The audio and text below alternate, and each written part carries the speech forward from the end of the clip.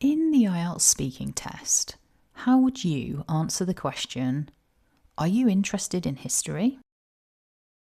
It's a topic that we might not think about very often, so in this episode I'm going to give you a range of suggestions for how you could formulate an answer in the speaking test. Hi, my name's Vic and this is episode 14 of the IELTS with Vic podcast.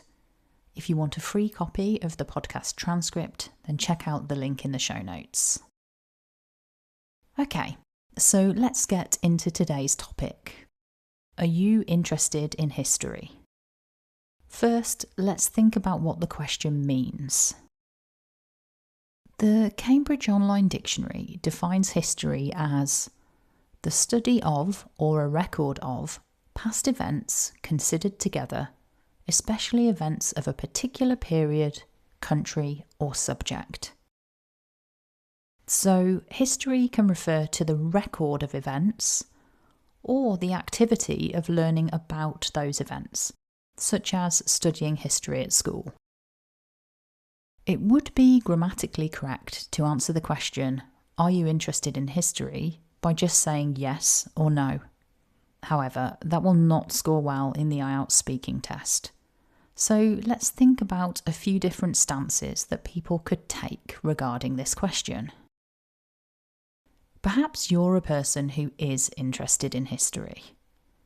You could modify your answer by expressing the level of interest you have. The following phrases go from low to high level of enthusiasm. I'm a little bit interested in history. I'm quite interested in history. I'm very interested in history. I'm absolutely obsessed with history. If being absolutely obsessed feels appropriate to you, you might even call yourself a history buff, a history nerd, or a history enthusiast.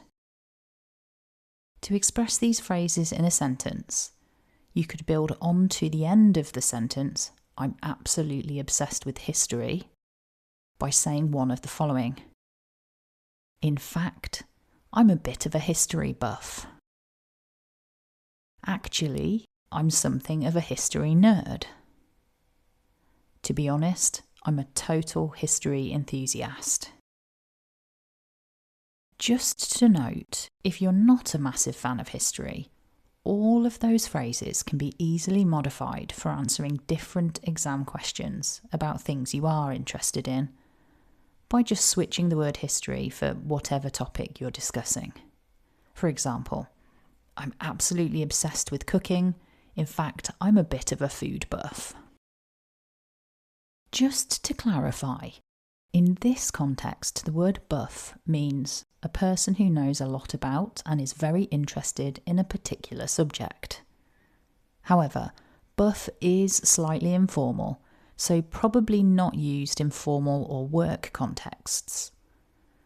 An enthusiast is a person who is very interested in and involved with a particular subject or activity, but because this is a neutral word, it can be used in any context. It's also worth taking a moment to think about the word nerd, as this has several meanings in English. Earlier, I used nerd with the meaning a person who is extremely interested in one subject, especially computers, and knows a lot of facts about it. However, the dictionary also lists nerd as meaning a person, especially a man, who is not attractive and is awkward or socially embarrassing.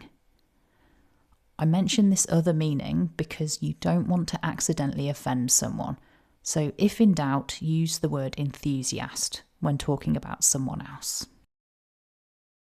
Anyway, let's get back to our topic of being interested in history. If you're someone who is, to some extent, interested in history, I'm guessing there are probably specific aspects or periods of history that are more interesting to you than others. For example, a friend of mine is very interested in history related to both of the world wars, but I don't think he's particularly interested in other periods of history. So, if you are interested in history, have a think about the specifics of your interest. Are you interested in a particular epoch of history? And if you are interested in a particular historical period, can you explain why? Perhaps this is something you haven't reflected on before. Now might be a good time to think about why it is of interest to you. Perhaps your interest in history is more related to the history of a specific place or a group of people. Personally, I didn't enjoy history at school, as I found it quite a boring topic. However, my husband's family on one side is Polish, and spending time with his family caused me to develop an interest in Polish history. So, in the exam, that is something I could discuss. I would probably start my answer by saying, I'm not massively interested in history, but I am interested in, and then go on to explain my reason for being interested in Polish history. How about you? Is there a specific aspect of history that's of interest to you because of a personal connection? I mentioned earlier that I didn't enjoy history at school. I think this was probably because the textbooks we used were very uninspiring. As an adult, I really enjoy learning about the history of the places I visit when I travel. I feel like understanding a bit more about the history of a country or city really brings it to life for me. When I travel, I enjoy visiting key historical buildings and landmarks, and visiting local museums. How about you? Do you ever learn about the history of places you visit? If so, perhaps that is something you could mention in the speaking test. At the other end of the spectrum, perhaps you are someone who detests history. If so, have a think about what it is that you dislike about history. Is it the way it was taught at school that put you off? Or perhaps you find history depressing? It's okay to talk about not liking history in the exam, but you definitely want to say more than just no if the examiner asks, are you interested in history? You could start your answer by saying, I'm not really interested in history because, and then go on to give your reason. If you feel like your answer is too short, you could tag on a sentence about what you are interested in. Alternatively, you could acknowledge the importance of history to society. For example, if you find history overwhelming, you could say something like this.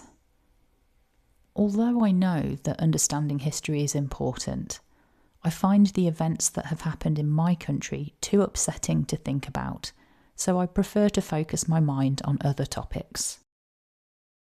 I appreciate that learning about history is important, but these days I'm so stressed with daily life that I just don't have the time to think about this kind of topic.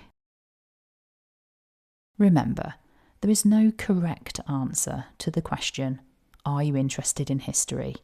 As each exam candidate is going to have their own personal response. However, we should take care to answer in a way that demonstrates we have understood the question clearly, and then try to say a few things to give the examiner evidence of your ability to form sentences in English. So, even if you are not interested in history, say that clearly to signpost that you are answering the question and therefore fulfilling the task. To summarise then, to build your answer, you could say whether or not you are interested in history. If you are interested, you could give more information about which aspects you are interested in and why. If you're not interested in history, you could say why and perhaps mention what you are interested in instead. Given that this topic might be something you don't often think about, I recommend taking a few minutes now to create your own answer to the question, are you interested in history? Feel free to post your answer in the comments. I am more than happy to give you some feedback. Also, before we finish, I'd like to mention that recently I've added a membership option to my YouTube channel. This allows members to get priority replies to comments, custom emojis, and loyalty badges. If you want to find out more, go to the channel homepage and click the join button. Thanks for joining me today, and don't forget, if you want a free copy of the podcast transcript, then check out the link in the show notes. See you next episode for more phrases and tips to level up your IELTS speaking test score and achieve your English learning goals. Thanks for listening, and have a great day.